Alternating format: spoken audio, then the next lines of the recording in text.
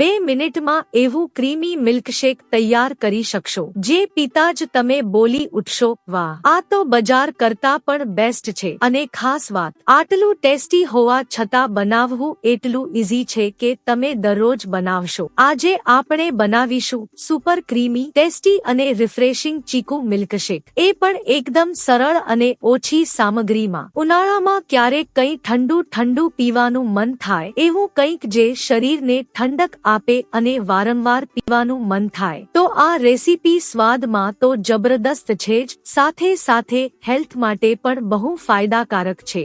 ચીકુ મિલ્કશેક બનાવવા માટે 1 ગ્લાસ એટલે કે 150 ml ઠંડુ દૂધ લેશું અને 2 મોટા ચીકુ લેશું. તો પીલરની મદદથી ચીકુની છાલ નીકાળી લેશું.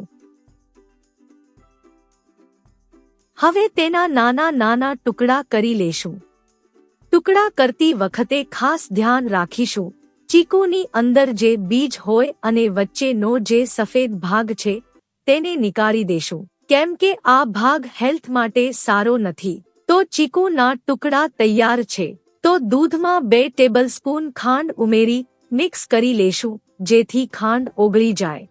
ત્યારબાદ તેમાં ચીકુ નાખીશું અને અહીં 1 ટેબલસ્પૂન ફ્રેશ મલાઈ ઉમેરીશું.